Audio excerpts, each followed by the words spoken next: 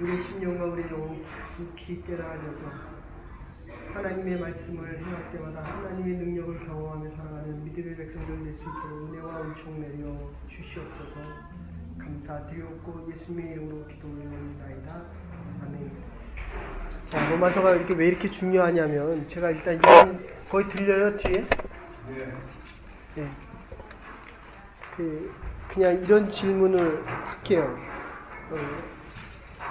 지금 이게 교회를 자꾸 계속 나오면 교회를 많이 할수록 내가 자꾸 옳은 줄 압니다. 부부싸움도 서로 사실은 대가를 원하는 것이고 옳고 그름에 대한 싸움이에요. 근데 이게 1장에서 얘기했지만 바울은 지금 얘기하기를 뭐라고 얘기하냐면 대사도잖아요. 근데 이방인들 너와 내가 똑같다 이러고 시작하는 거예요. 이건 당시의 얘기로 얘기하면 혁명입니다. 혁명. 네? 그러니까 우리가 자꾸 교회에 나오면 지금 교회 나온 지 얼마나 됐어요? 예수님께 3년 차. 그러면 여긴 예그린교 몇 년 차예요 지금? 예그린교 나온 지 몇 년 됐어요? 그러면 이게 자꾸 오면서 이렇게 자꾸 계층을 나눠요. 나는 1년 차, 너는 5년 차, 너는 10년 차. 10년 차가 자꾸 높다는 거예요. 근데 이 지금 교회의 방식은 하나님을 많이 할수록 높아지는 게 아니라 지금 낮아지라는 거거든요, 이게. 그러니까 사회에서는 오래 갈수록 높아지잖아요. 그러니까 이게 이해가 안 되는 거예요, 이게. 될 수가 없죠. 제가 생각해도 그래서 지금 이 빚진 자라는 표현을 쓰는데 빚은 갚아야 자유로워지고 빚은 대가를 치러야만 자유로워질 뿐만 아니라 지금 여기에서 얘기하는 이 빚진 자 지금 여러분들 다 들어오셔서 지금 다시 1장을 다시 설명하는 겁니다. 빚진 자는 빚을 꼭 갚아야 되고 빚진 자는 과거에 얽매이지 않고 하나님께 빚진 사람들 그러니까 믿어야 하기 때문에 믿는 것이 아니라 지금 이 빚을 갚기 위해서 지금 믿는데 1장 10절에는 하나님의 뜻 안에 때가 오기만을 기다리고 추상적인 하나님의 뜻이 아니라 지금까지 하나님의 뜻 가운데 살아왔고 앞으로 되어질 일도 하나님의 뜻이고 하나님의 뜻 안에서만이 가능하다는 거예요. 이 자체만 해도 엄청난 고백입니다. 그러니까 내가 여기 온 것이 누가 이끌어서 온 게 아니라 하나님의 뜻 안에서 왔다는 거예요. 그러니까 하나님을 아는 사람들은 하나님의 뜻을 생각할 수밖에 없고 지금 우리가 이 자리에서 모인 것이 사람이 모였지만 지금 일주일 있다 갔는데 여기 왜 있습니까? 이게 하나님의 부르심이라는 거예요. 이게 엄청난 사건입니다. 그래서 여러분들 내가 하나님 앞에 서면 하나님 앞에 서는 사람들은 다 다른 사람을 존중할 수밖에 없어요. 가진 게 없어서 배운 게 없어서 뭐 돈이 없어서 이거는 지금 다 세상적인 가치관입니다. 하나님 앞에서는 지금 대사도인 바울하고 지금 이방인하고 지금 똑같다라고 시작한다는 거예요. 이건 이 세상에서는 있을 수 없어요. 회장하고 신입사원하고 똑같다. 이게 말이 돼요? 직장생활에서는 이거는 불가능합니다. 그런데 오너가 만약에 신앙인이면 적어도 둘이 만날 때는 가능할 수 있어요. 그래서 얼마 전 제가 지지난주에도 설교했지만 누굴 또 만나고 싶어 합니까? 나를 인격적으로 대해주는 존 F 케네디 만나면 비서조차도 그가 대통령인지 몰랐다. 이건 정말 파격적인 거예요. 그런데 크리스찬 가정에서 하나님을 배우고 자라는 사람들이거든요. 그런데 이게 안 되면 하나님이 여러분에게 축복해 주시면 없는 사람 앞에 가서는 교만하고 있는 사람 앞에 가서는 비굴할 수밖에 없어요. 그러니까 하나님 앞에 살아가는 사람들은 사람 앞에서도 당당합니다. 이게 아주 중요한 이야기예요. 그러니까 이 목회자에게 물론 그런 권한이 있지만 우리는 돈하고 상관없는 사람들이잖아요. 그죠? 그냥 회장님들 앞에 가서 사장들 앞에 가서도 당당할 수 있는 이유는 바로 이 하나님의 부르심 때문입니다. 그 얘기를 바꾸면 여러분들이 살아가야 될 이유는 바로 하나님이 부르셨고 하나님의 뜻을 이루어가고 하나님께서 하실 일이 있기 때문이라는 이 전제가, 왜냐하면 우리의 빚을, 죄된 빚을 갚아준 이가 하나님이시기 때문에. 됐습니까? 근데 여기서 1장에서 하나 더 반복해야 될 것은 빚진 자 14절에서 15절인데 그냥 넘어가십시다. 그래서 그 디카요 순회 17절, 이게 종교개혁하는 이유인데요. 종교개혁하는 이유는 아까도 설교할 때 잠깐 말씀드렸지만 복음의 능력을 받고 능력을 체험한 사람들이 그리스도인인데, 디카요 순회, 내가 의로운 것이 죄가 없다는 얘기가 아니라 죄가 있는데 재판관의 판정에 갔더니 판사가 얘기하기를 not guilty라고 판정한 것 뿐이에요. 아셨어요? 그러면 이 사람이 죄가 있어요? 없어요? not guilty 하면, 죄가 있어도 not guilty 하면 죄가 없는 거예요. 그 의롭다함을 받은 겁니다. 됐어요? 지금 반은 직장생활, 일로 오세요. 지난번에도 똑같이 그랬는데 또 그래요. 그러니까 지금 누구를 편애야 하는 게 아니에요. 지금 어디가 뭔지. 반은 직장생활 생각하고 반은 지금 듣고 있고. 그래서 하나님과 우리의 관계에 가장 중요한 거는 믿음입니다. 하나님을 믿는 거예요. 조금 더 얘기하면 하나님이 나를 믿어주시는 거예요. 반쪽이라고 또 자리면 또. 네. 그래서 이거 한번 들어보세요. 굉장히 중요한 얘기인데, 그래서 우리가 어떤 의인이냐, 이거 아주 중요한 일이에요. 내가 나를 생각할 때 나는 계속 죄인이어야 돼. 근데 하나님을 생각할 때 하나님이 나를 의롭다 봐주시니까 나는 의인입니다. 이게 두 가지 양면입니다. 여러분들 절대로 어디 가서라도 비굴하게 살지 마십시오.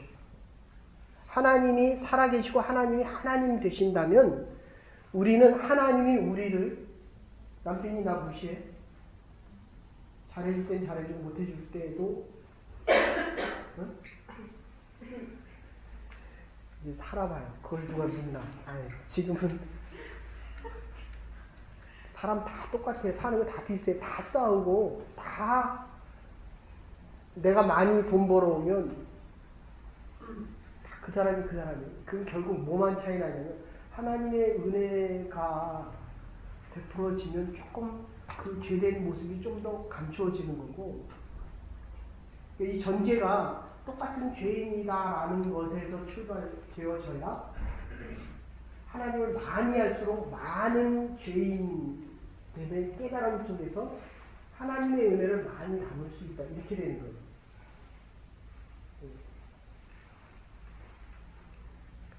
그래서 내가 나를 생각할 때는 계속적인 죄인이지만 내가 십자가를 볼 때는 계속적인 의인이라는 겁니다. 그래서 십자가와 함께 이 세상에 살고 마지막 떠날 때 십자가를 의지하면서 가는 겁니다. 하나님의 진노 18절 1장 18절부터 23절에 그렇게 얘기하는데, 하나님의 진노는 죄를 용서하지 못하는 하나님의 공의가 있습니다. 그러니까 죄인은 하나님 앞에 가면 다 죽는 거예요. 근데 우리가 살아 있잖아요. 그래서 옛날에 제사장, 구약시대 때는 율법만 존재하기 때문에 죄된 사람들이 못 들어왔어요. 제사장들만 들어왔고, 제사장도 성결하지 않은 사람들은 들어오면서 그냥 죽어서 나갔습니다. 아셨어요? 그래서 이 발에다 끈을 묶었잖아요. 그 죽으면 끈으로 끌어냈잖아요. 여러분에게 조금 더 도움을 요청하는 것은, 여러분의 목회자가 정말 주일날 재단에 쓸 때는, 단에 설 때는 깨끗할 수는 없어요. 죄인이기 때문에. 그러나 성결할 수 있도록 여러분들이 기도해 주셔야 됩니다. 아멘? 그러니까 여러분도 그런 모습으로 적어도 주일에는 나오셔야 하나님의 거를 많이 받아갈 수 있다는 거예요. 죄가 많을수록 채워질 수 있는 하나님의 은혜는 적을 수밖에 없기 때문에. 그래서 18절부터 23절까지인데 하나님의 진노는 죄를 용서할 수 없는 공의, 이 우상 숭배하는 이 사람을 용서할 수가 없다는 거예요. 둘째는 죄에 대한 진노입니다. 제가 이게 튜머가 있는지 모르는데 검사해 보니까 튜머가 있는 거예요. 죄인 줄 몰라도 죄인이라는 거예요. 억울하다, 화가 난다, 그 얘기는 내가 의롭다는 거거든요. 지금 됐어요? 그러니까 하나님을 모르는 사람과 사귀거나 결혼을 하면 이 문제가 죽을 때까지잖아요. 죽을 때까지. 아시겠어요? 네. 세 번째, 고의적인 죄입니다.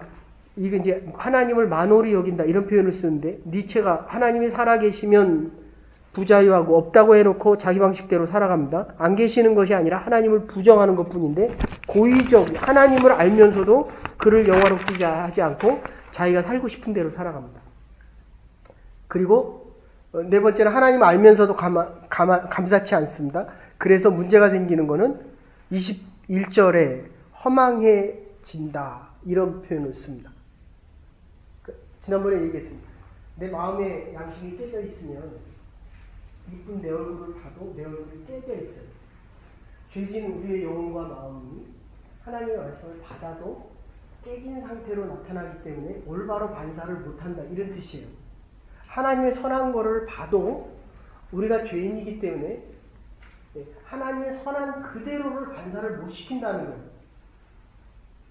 그러니까 정말 부탁드립니다. 여러분들이 나중에 교회 지도자가 됐을 때 자꾸 옳고 그름을 얘기하지 마세요. 다 틀린 얘기예요. 이해하시겠어요? 우리는 아무리 옳은 얘기를 해도 죄인에게서 나오는 얘기 때문에 틀릴 수밖에 없어요. 지금은 그게 맞는 것 같은데 시간이 지나 보면 그 얘기는 부족한 점도 있고 이 상황에 안 맞는 것도 있고 나에게는 맞지만 그 사람에게는 안 맞는 수 있다고요. 그러니까 네가 틀렸다라고 하면 하나님도 나에게 율법을 적용해서 나도 틀린 자가 된다 이런 뜻이에요. 그러니까 하나님의 은혜가 필요할 수밖에 없는데 이 하나님의 은혜는 아까도 얘기했지만 하나님은 주면서도 네가 틀렸다고 얘기 안 한다는 거예요. 네? 세상은 다 틀리면 틀렸다고 얘기하거든요. 왜냐하면 내가 너에게 대가를 지불하기 때문에 거기에 대한 보상을 요구하기 때문에 옳고 그름을 반드시 구분을 해요. 근데 하나님은 다 자기 거기 때문에 우리의 자녀가 아무리 잘못해도 잘못했다고 얘기를 안 한다니까요. 사랑이 크기 때문에. 그래서 우리는 그거를 자꾸 속이려고 합니다. 하나님. 그래서 이 24절부터 32절, 1장 24절에 32절에는 하나님의 심판, 병이 심판이지만 출세도 심판이라는 거예요. 하나님이 우리를 잘못 심판을 하면 아파요. 그런데 하나님을 모르는 사람들, 그러니까 우리가 그런 질문을 얼마나 많이 하는지 모르고 저 사람 죄를 이렇게 잘 지는데 세상이 왜 이렇게 잘 되냐는 거예요. 누구는 근데 조금만 잘못해도 금세 어려움을 당합니다. 죄에 대해서 아주 예민한 사람들. 근데 지금 로마서는 잘 되는 사람, 남을 속이면서도 돈을 많이 버는 사람들은 돈을 많이 가지면서 어디다 씁니까? 악한 데 쓰기 때문에 그게 심판이라는 거예요. 이게 아주 무서운 얘기입니다. 아셨어요? 네. 그러니까 지금 매스컴에서 나오는 거의 대부분의 얘기는 보이스 피싱을 하고도 수백억을 갖는단 말이에요. 근데 그 사람이 그걸 가지고 조이팔 같은 경우는 1000억대, 뭐 거의 조에 이를 정도로 둘이서 해먹고 가서 중국에 가서 잘 사는데도 늘 마음속에는 불안한 거예요. 이번에 잡혀서 왔거든요. 그러니까 이 죄를 지은 사람이 가장 편한 것은 형무소라는 거예요.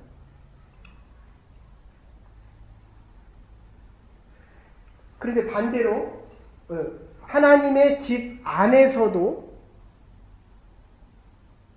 이 율법 때문에 불안해하거나 하나님의 법을 두려워하는, 좀 캐톨릭에서 이런 성향이 굉장히 강한데, 순복음은 다 괜찮아요. 다. 아시겠어요? 하나님의 은혜 안에서는 이게 두 개가 아주 조화를 잘 이겨가야 되는데, 어쨌든 이 심판 모양이 같지 않습니다. 병이 심판이 되기도 하지만 출세도 심판이 되기도 한다는 겁니다. 둘째, 심판의 시간과 내가 생각하지 않는다고 심판이 없는 건 아니라는 겁니다. 언젠가는 반드시 하나님께서 대가를 물으신다는 겁니다. 아시겠습니다? 죄 짓지 마십시오.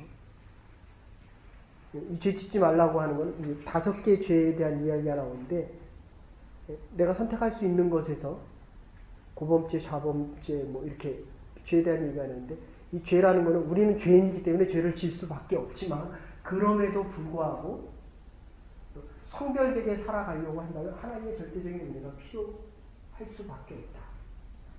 그는 하나님의 교회 안에서 가장 큰 하나님의 은혜를 경험할 수 있다.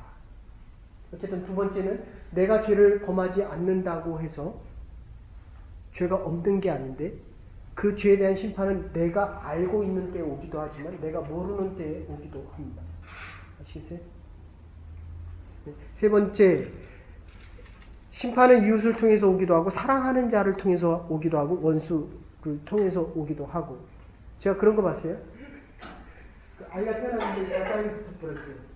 그리고 당뇨 생기고 나중에 여기 이거 뭡니까, 여기 암이 생겼어요. 아버지가 그때서야 고백하는 거예요. 이게 내가 젊었을 때 딱 한 번. 그 결혼 전이니까 사실은 이건 외도도 아니거든요. 결혼 전에 뭐 남자가 술집에서 술 먹고 여자하고 자는 게 이게 죄가 됩니까? 안 되죠. 근데 하나님은 죄가 된다는 거예요. 아시겠어요? 요새는 뭐 결혼하고도 지금 그 죄가 없다며, 뭐 없어졌다며. 그게 없어졌다며. 그러니까 세상에서는 없어져도 하나님은 계산한다는 거예요. 그러니까 20년이 지나고 나서 이게 드러난다는 거예요. 당연히 드러나겠죠. 하나님이 살아계신데. 그래서 이 버려진 자들의 운명이 이렇다면 현재적인 심판은 하나님은 우리의 인간의 의지를 최대로 존중하고 은총도 한계가 있다는 겁니다. 은혜라는 것은 구원받은 거고, 은사는 하나님이 주신 노래, 계산, 품을 수 있는 마음들, 은사. 그런데 하나님의 은총에도 한계가 있다는 겁니다. 은혜란 회개하는 자에게만 있습니다. 아셨어요? 하나님 주일은 무조건 예배 드리셔야 돼요. 아셨습니까? 휴가를 떠나서라도 모여서 인터넷으로 예배 드리십시오. 안 믿는 사람하고 함께 불가능하잖아요. 그럼 혼자라도 일어나서 예배 드리십시오. 아셨어요? 그래서 죄를 짓는 것도 하나님의 은총 가운데에서만 가능하다는 겁니다. 은총의 한계는 은혜란 회개하는 자에게만 있다면, 셋째, 죄를 짓는 것도 하나님의 은총 가운데서만 이거 어떤 얘기입니다. 은혜가 아니면 죄 가운데 살아남을 수가 없기 때문입니다. 그래서 28절부터 32절까지 1장에서 얘기한 거 결론은 이렇게 얘기했습니다. 회개하는 기회가 주어지면 회개하는 마음이 생각한 것보다 더 큰 축복은 없다는 겁니다. 죄에 대한 생각, 잘못된 생각이 날 때마다 무슨 말로든 변명하는 자들은 버려진 자입니다. 한마디로 얘기해서 하나님이 저를 찾을 때마다 하나님께서 잘못됨을 깨닫게 해주시는 자들, 가장 큰 축복된 자. 하나님의 은혜를, 그러니까 말씀을 들리면서 찔리는 거예요. 저게 내 말인데. 그러니까 목사가 나를 두고 하는 게 아니에요. 하나님께서 성령을 통해서 깨달아서 돌아와서 하나님의 은혜를 받으라는 겁니다. 여러분들 교회 20년 다니고 30년 다니는 게 중요한 게 아니에요 지금. 네? 여기는 지금 교회 나온 지 며칠 만에 지금 로마서를 듣잖아요. 지금 30년 40년 나와도 로마서를 못 들었잖아요. 그러니까 우리 교회가 생긴 것도 그렇고 전에 있던 교회가 생긴 이유도 다 이 로마서 때문입니다. 아셨어요? 낙스칼리지에서 유학생들을 위해서 로마서 하면서 10명이 20명이 되고 20명이 100명이 되고 100명이 200명 되고 그들이 하는 공통적인 얘기가 나 같은 죄인에게도 하나님께서 이런 은혜를 베푸시냐 이 얘기예요. 저와 여러분 같은 사람에게도 하나님께서는 은혜를 베풀기를 원하십니다. 이게 로마서예요. 그래서 2장에서는 네, 너무 빨리 지나가서 죄송한데 1장에 대한 거 올라가 있으니까 여러분들 웹에서 들으세요. 그래서 2장 1절부터 11절 지난주에 얘기했던 건데 이방인과 유대인이 똑같다는 전제 하에서 지금 어두운 곳에서는 이게 안 보입니다. 죄가 있는 곳에서는 죄가 죄로 보여지지가 않아요. 그래서 지금 이게 참 어려운 얘기인데 하나님에 대해서 많이 알면 다른 사람의 죄가 보여지거든요. 판단을 많이 합니까? 하나님에 대해서 교회를 많이 올수록 덜 합니까? 그죠? 많이 하게 되잖아요. 그건 내가 죽어가고 있다는 거예요, 지금. 이해되셔요? 여러분들, 지금 이 율법 때문에, 율법은 네가 뭘 잘못했다라는 거고, 은혜는 잘못했음에도 불구하고 사랑이 더 커서 이거를 덮을 수 있는 거거든요. 이게 은혜예요, 은혜. 그러니까 내가 죄가 있음에도 불구하고 하나님께서 예수 그리스도를 통해서 내 죄를 대신 짊어지셨기 때문에 내가 의롭다 칭함을 받는 은혜 받은 자로 살아갈 수 있는 거거든요. 네. 근데 이게 자꾸 하나님에 대해서 많이 알면 알수록 하나님의 말씀을 가지고 안 하는 자들에게 적용을 합니다. 그럼 이제 뭐가 문제가 되냐면 그 사람은 결국 디베이트에서 지면 내 말을 듣지만 속으로 그래요. 보자. 언젠가는 이해되세요? 그럼 이게 더 문제가 되는 거는 나보다 높은 사람에게는 내가 머리 숙인다는 거예요. 이게 율법의 논리입니다. 있는 사람 앞에 가서는 비굴해지고 없는 사람 앞에 가서는 갑질을 하고. 그래서 2장에서 보면 그렇게 얘기합니다. 지금 남을 비판하니 판단이 아주 밝아지고 진정으로 회개하면 남을 판단할 용기가 없습니다. 내 죄가 더 많이 보여지니까. 아까 설교 시간에도 얘기했습니다. 누가 제일 큰 죄인이에요? 제가 제일 큰 죄인이에요. 근데 하나님에 대해서 많이 하니까 여기다 딱 적용하고 싶으면 제가 수요일날 설교하러 갔더니 그 제자화 훈련을 시켜서 정말 그 교회가 많이 엄청나게 부흥을 했어요. 근데 제자화 훈련하는 교회에 가서 제가 공통적으로 느끼는 거는 제자화라는 거는 뭡니까? 학생들의 학교 가면 선생님들이 은혜를 많이 얘기하는 합니까? 해야 될 것과 하지 않은 거를 더 얘기를 많이 합니까? 어느 쪽입니까? 공통적이에요. 들어가면서 이런 교회에서 목회 한번 해봤으면 좋겠다. 그런데 속으로만 해도 저는 제자화할 은사는 없어요. 이 사람이 잘하고 이 사람이 못해도 어떻게 보기에 같이 느껴지는 거예요. 우리 아이가 제일 무서워한 게 뭐냐면 교회에 있는 20, 30명의 유년실 학교 애들을 비슷한 마음으로 대했다는 거예요. 우리 집사람은 여기 있지만 내 아이가 질이 있거든요. 그러면 다 크고 나면 누구 말을 더 잘 들을 것 같아요? 엄마를 되게 우습게 여겨요. 우습게 여기는 정도는 아니지만 이거 아주 무서운 얘기예요. 사람은 배우지 않아도 진리가 뭐라는 건 알아요. 단지 용기가 없을 뿐이고 내가 그렇게 못 살아가고 있을 뿐이지. 국회의원 80% 다 갈래요 지금. 그런데 나중에 시골에 가면 또 뽑는 사람 또 뽑아요. 이해하세요? 특히 한국적인 사회는 감정이 가깝기 때문에 다시 얘기합니다. 옳고 그름을 많이 얘기할수록 내가 하나님에 대해서 많이 알고 있는 건 사실이지만 나의 자유함은 그렇게 줄어듭니다. 정말 하나님 앞에 자유로운 자들은 하나님의 은혜 아니면 살아갈 수 없기 때문에. 근데 이게 어려운 이유가 뭐냐면 그 사람의 잘못을 내가 받아 감당해야 되기 때문에 이게 힘든 거예요. 누군가가 대가를 치러야 되니까. 사랑이 많은 사람이 그거를 짊어져야 하기 때문에 그게 힘든 거예요. 그래도 이 한국 부모님들이 많이 내 뜻대로 원하지만 한국 부모만큼 많이 자식들의 어려움을 책임지는 부모들도 많지 않습니다. 그래서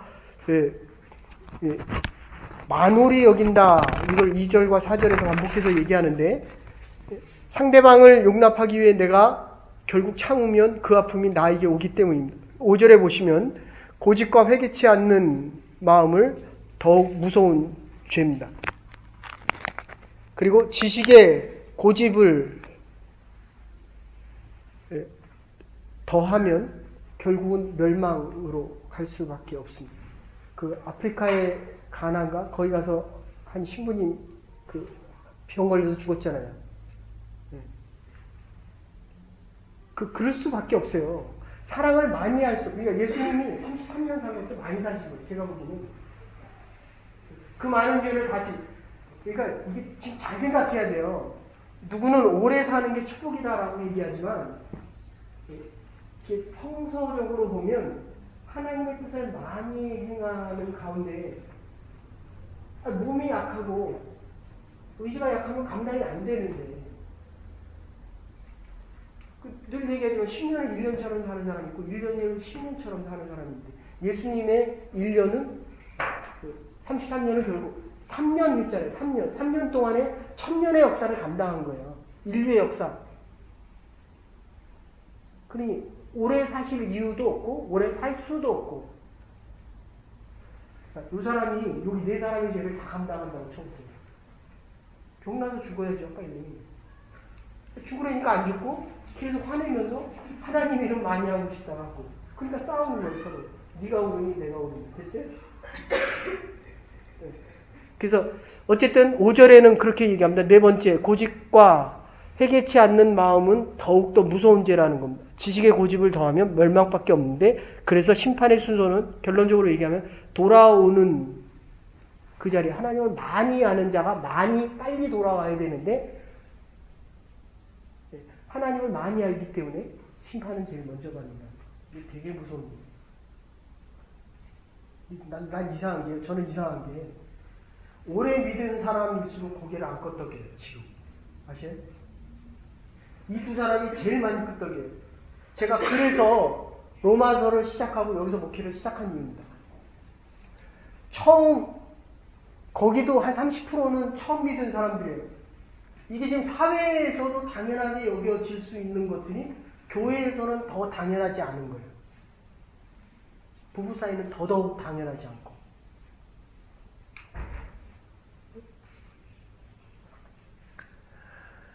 자, 그래서 유대인들은 이미 알고 있었기 때문에 하나님을 많이 알고 있었기 때문에 하나님의 심판을 많이 받습니다. 근데 이들은 끝까지 자기네가 옳다고 얘기했던 사람들이에요. 유대인들은 먼저 선택을 받았고 하나님을 아는 자마다 먼저 깨닫고 먼저 와서 회개하라는 겁니다. 먼저 하나님께로 돌아오고 그러면 먼저 알고 먼저 돌아옴으로 축복의 자리에 먼저 온다는 장점이 있습니다. 그런데 하나님의 뜻을 어기면 심판도 먼저 받는다는 거예요. 이게 같이 있습니다. 예수 그리스도를 믿지 않는 자 부정부패 속에서 잘 살아갑니다. 믿는 자는 조만간 잘못돼도 아까도 말씀드렸 금세 잘못됩니다. 그러니까 내가 하나님의 일을 안 하는데도 멀쩡히 잘 살아있다. 저는 여러 번 봤어요. 목사님 나 교회 안 갔는데도 오늘 멀쩡하네요. 그건 둘 중에 하나예요. 진짜 망했던지 아니면 자식이나 앞으로 망할 거를 지금 모르고 있던지. 이해되세요? 그 율법이거든요. 율법. 근데 은혜는 그 사람 안 나와도 계속 잘 되는 거예요. 이해되세요? 그거 가지고 영원히 망하니까. 응?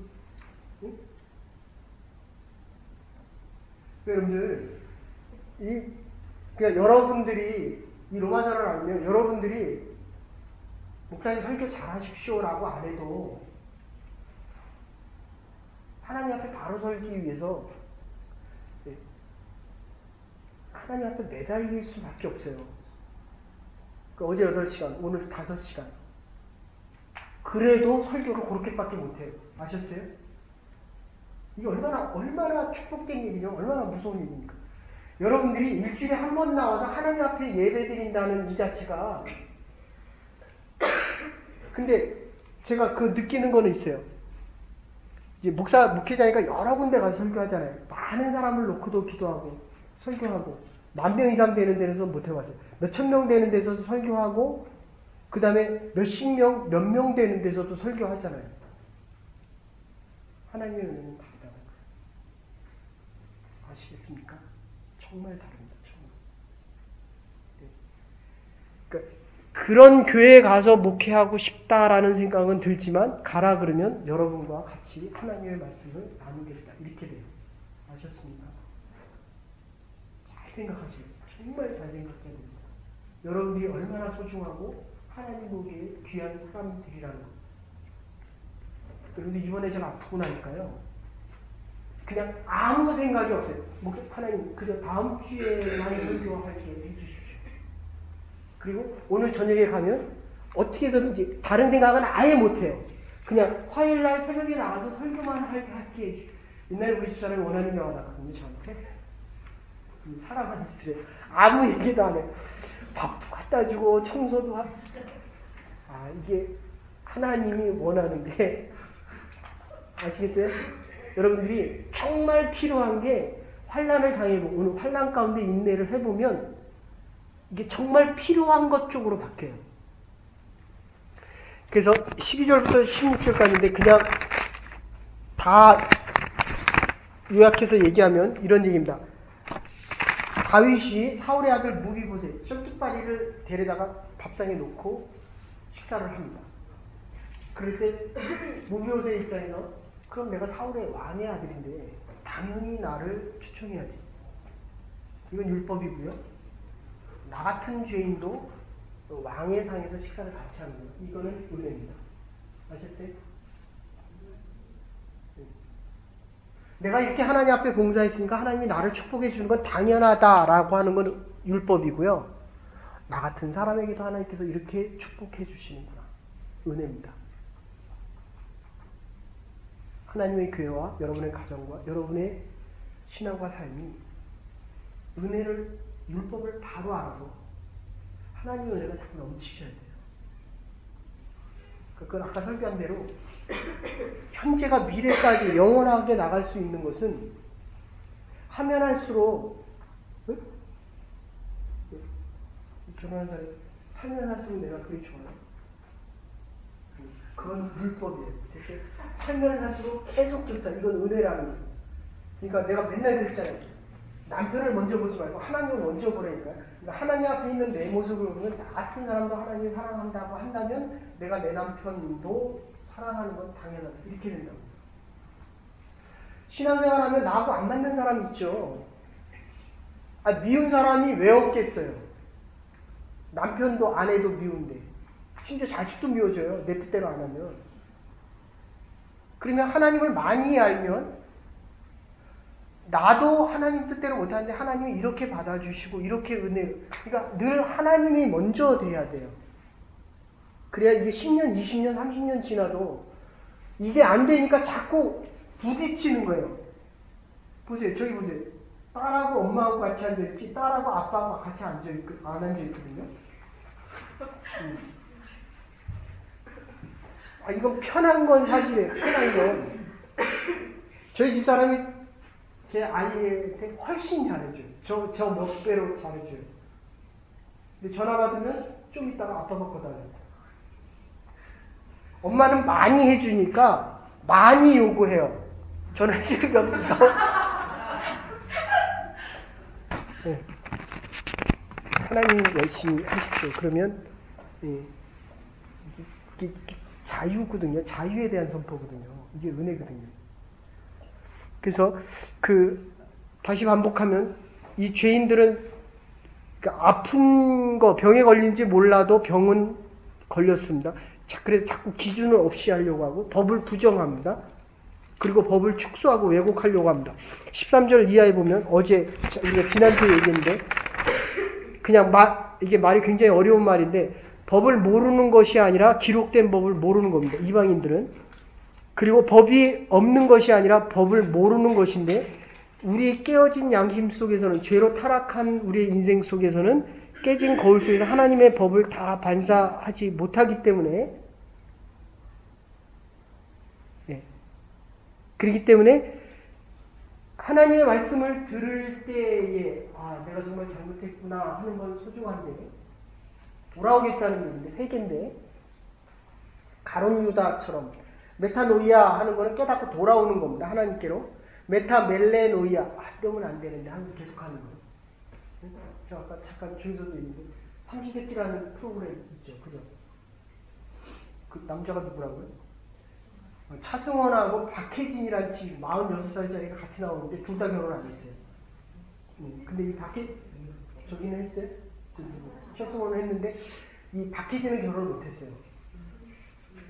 유혜진은 결혼을 못했어요. 근데 제가 잠깐 보니까 인터뷰할 때 스태프들하고 프로그램을 끝내고 드라마를 찍고 나가서 보통 한잔 하는데 집에 들어가서 뭐 하냐고 했더니 뭐 한대요? 또 술 먹는데요. 외롭고 힘드니까. 그리고 뭐라 그러냐면 내가 다시는 먹으면 안 되는데 하면서도 그 다음날 또 뭐예요? 또 먹고 또 먹는데. 이해되세요? 저와 여러분도 다 똑같은 거예요. 이 말씀을 듣고 나가면서 이러면 안 되는데 하면서 또 해요. 그러니까 여러분들 안 하려고 하라는 게 아니라 하나님의 은혜가 더 커져서 이 세력이 약해져야 된다는 거예요. 관심은 죄와 못하는 것에 있는 게 아니라 근데 이게 우리가 깨어진 양심 때문에 그런데 우리의 양심이 깨어졌기 때문에 죄로 깨어졌기 때문에 비치는 게 다 잘못 비춰지는 거예요. 아무리 올바로 비치려고 해도 이게 올바로 비춰지지가 않는 거예요. 이해되시죠? 근데 자꾸 이거 가지고 싸우는 거예요. 네가 옳으니 내가 옳으니. 사단이 하는 겁니다. 그래서 하나님의 말씀을 들을 때 기쁜 마음으로 이 AWO 경외하는 마음으로 듣는 것은 좋지만 두렵고 떨림 벼락이 나를 치겠다. 내가 또 잘못 그잖아요. 얼마나 억울해요. 그렇게 살고도 또 그렇게 살아요. 그러니까 그 마음을 가지지 말라는 게 아니라 은혜의 말을 자꾸 받아들여야 되는데 율법이 많은 사람은 자꾸 율법적으로 받아들여요. 자기한테 그러니까 아예 처음 나온 사람들이 어떤 면에서는 복음을 순수하게 더 쉽게 받아들인다는 거예요. 그러니까 한국에서 합동측 아주 보수적인 데서 신앙생활한 사람들은 이 율법적인 면이 굉장히 강해요. 이민사회에 따진다고 한다면 한 4, 50년 전에 온 사람들은 제가 그랬잖아요. 여기 어떻게 신발을 신고 올라가요? 가슴이 철렁하죠.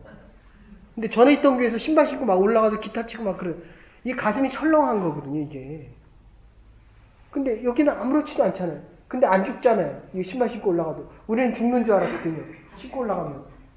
지금도 한국교회 가면, 제가 다니던 교회 가보면, 이거 신발 벗고 올라가요. 근데 요즘은 신발 신고 올라가더라고요. 그게 다 문화적인 차이예요. 그래서 2장 17절에서 29절에는 그렇게 얘기합니다. 가장 요거 하십니다. 그 전에 요거 흐려진 거, 본래적인 양심, 마음의 법이 살아나기 위해서 율법이 있는 겁니다. 계명이 먼저 있는 게 아니라 바로함이 먼저고 바로하기 위해서 십계명인데 이게 흐려졌기 때문에 나라 법이 있고 여러 법이 있지만 근본은 인간의 양심을 살리기 위해서, 우리를 살리기 위해서. 그러니까 모든 관심은 우리의 회복입니다. 아멘? 네. 자꾸 법에 얽매이지 마십시오. 그러니까 예수님께서 한 사마리아 여인을 위해서, 한 어린아이를 위해서 안식일을 어기면서도 그 일을 할 수 있었던 것은 예수님이 하는 모든 일보다도 그 사마리아 여인과 그 일이 더 소중했다는 거예요. 그래서 우리가 원주민 마을에 갔었고 홈리스에게 음식을 나눠주고 믿지 않는 유학생들을 위해서 예담제를 하고 여러분은 66억 분의 1이 아니라 그냥 60억과 같은 동일한 가치를 지닌 자들이다.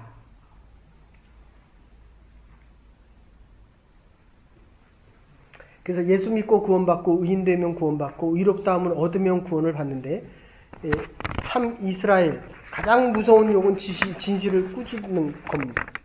유대인들이 가장 억울해했던 거는 자기네들이 정말 하나님을 믿고 싶어서 하나님의 율법을 지켰는데도 예수가 와서 다 너희들이 한 모든 율법과 성경을 다 흩어버리겠다. 그리고 3일 만에 다시 짓겠다라고 한 거예요. 그건 뒤집어지는 일이에요. 그러니까 사람마다 자기가 절대로 버리기 싫어하는 그 하나가 있거든요.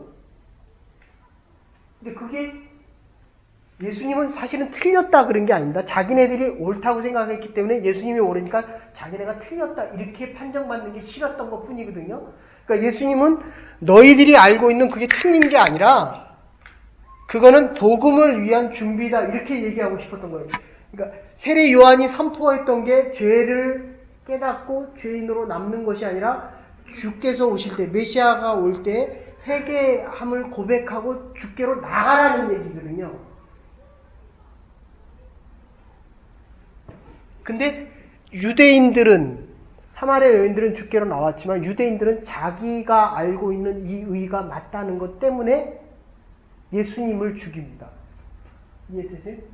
내가 오르려면 그 말을 한 사람이 틀리고 죽어야 없어져야 내가 옳아지니까. 그러니까 결코 돌아옴이 없었다는 거예요. 그래서 오늘 3장 할 차례인데 이거 잠깐만 하고 마치겠습니다. 3장 1절부터 8절인데 뒷부분은 내일 하십시다. 다음 주에 하십시다. 그래서 믿음이란 게 뭐냐. 이게 1장에서는 빚진 자 너와 내가 다 똑같다라고 얘기했으면 2장에서는 깨어진 양심에 대해서 얘기하고 지금 3장에서는 뭐라고 얘기하냐면 믿음이란 뭐냐. 하나님의 의로움을 고백하는 겁니다. 하나님과 나 사이의 관계성을 이야기합니다. 그래서 병이 나도 하나님이 옳고 건강해도 하나님이 옳고 죽어도 하나님이 옳고. 우리 집사람 되게 싫어하는데 제가 이러다가 하나님 나 불러서 갔어요. 어때요? 웃잖아요. 옳게는 얘기 안 하잖아요. 안 해요. 하기 싫은 거예요. 그럼 반대로 얘기합시다. 하나님 우리 집사람 데려갔어요. 제가 억울하지 않을 것 같아요? 죄가 있기 때문에 억울한 거예요.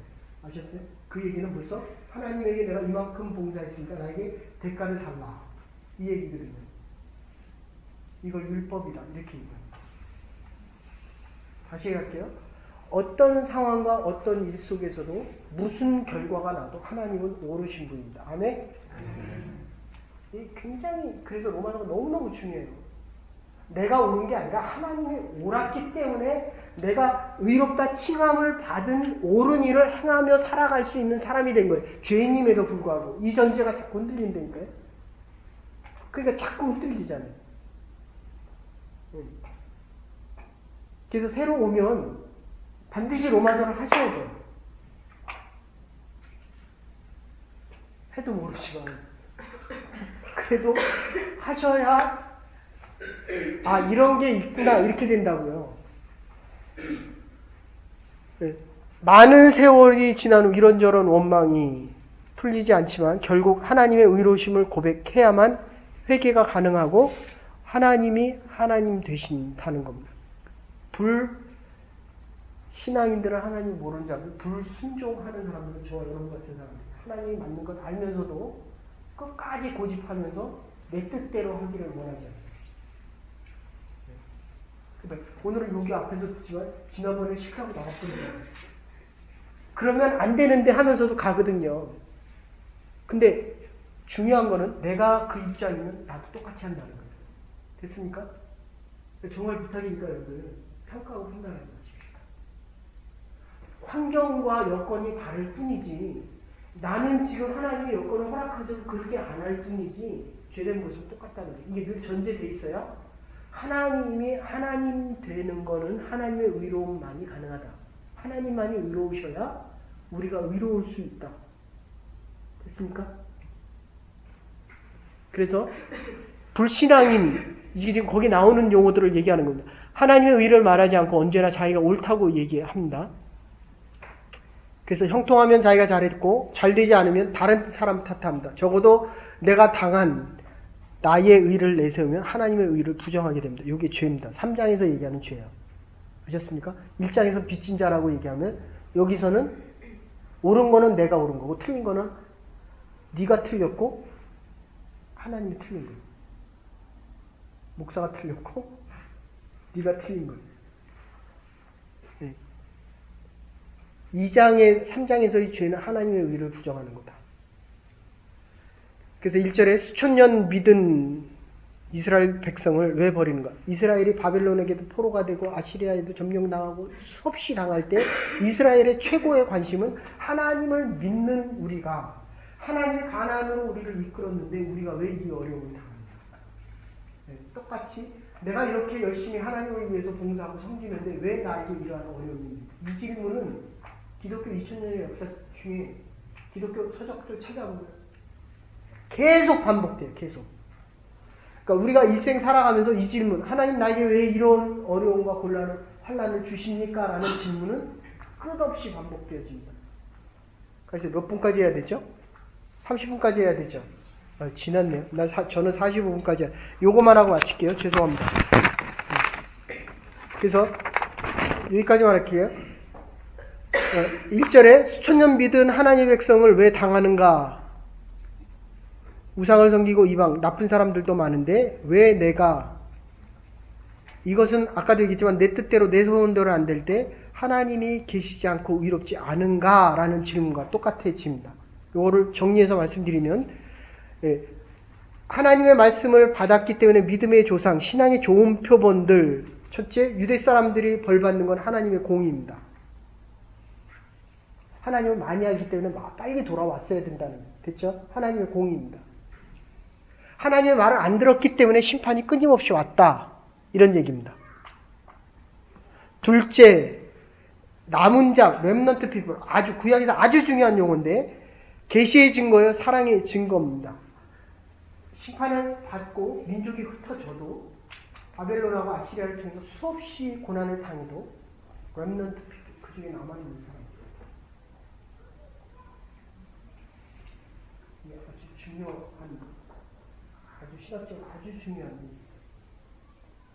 69억 중에 많은 사람들이 기독교가 힘을 잃어가고 있습니다. 남은 돈이 세계를 지배, 그래도 남은 자들입니다. 제가 봐도 다 정신 나간 사람들이에요. 제가 이렇게 봐도 집에 가서 주일날 예배 드렸으면 되지 뭘 지금 여기서 더 듣겠다고. 렘넌트 피플에 대한 마음입니다. 이런 뜻입니다. 하나님은 아십니다. 지난주에 설교한 대로 하나님은 평범한 대중에 의해서 이루어지는 게 아니라 하나님의 나라는 헌신된 소수에 의해서 렘넌트 피플이 하나님의 나라를 지켜갑니다. 근데 아무리 어려워도 하나님이 여러분을 부르실 때 응답하십시오.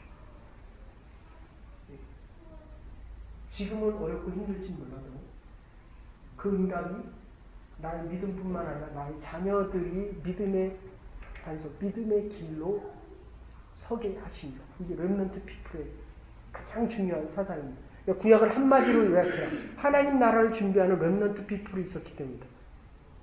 그리고 세 번째는 유대인의 불신이 결과적으로 이방인에게 복음을 전파하는 계기가 됩니다. 이해되세요? 수가성에 예수님께서 사마리아 수가성, 이거 이방인들 버림받은 자들이거든요. 그러니까 이 유대인들이 안 믿으니까 글로 가는 거예요. 예수님. 안 믿는 자들에게. 렘넌트 피플은 있었지만 하나님을 안 믿는 자들이 있었다. 현실적으로도 그래요. 우리가 나가서 전도를 해보면 10명이, 20명이 지나가고 나면 한 명만 믿거든요. 이거 렘넌트인데 중요한 거는 교회를 다닌다는 친구들이 교회 다녀보니까 교회가 별거 아니다. 이렇게 얘기한다는 거예요.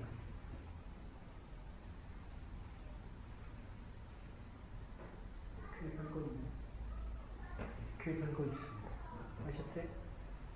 그래서 이방인들에게 복음이 결론적으로 이렇게 말씀드릴게요. 5절에서 6절 하나님의 공의와 의로 진노적인 사랑이 하나님의 계시를 구체화합니다.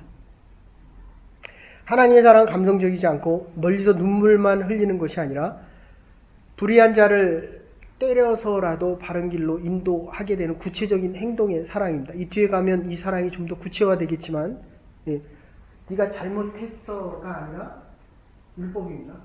이 사람의 잘못을 내가 감당하는 것. 이게 하나님의 행동하시는 사랑의 모습입니다. 한 주간도 하나님께서 저와 여러분과 함께 하실 것입니다. 은혜의 하나님, 큰 사랑을 우리의 삶 현장에서 구체적으로 보며 응답을 받고 들으며 살아갈 수 있는 하나님의 사람들에게 주님을 축원합니다. 하나님 감사합니다. 부르시고 인도하셨는데 듣게 하시고 진노적인 사랑이 아니라 무한한 하나님의 사랑 속에 자긍심을 갖고 하나님을 전하며 살아가는 하나님의 교회와 우리의 자녀들과 하나님의 사람들 될 수 있도록 은혜 내려 주시옵소서. 감사드리옵고 예수님의 이름으로 기도 올려옵나이다. 아멘. 자, 수고하셨습니다. 저기 가서 좀 같이 정리해 주시고 좀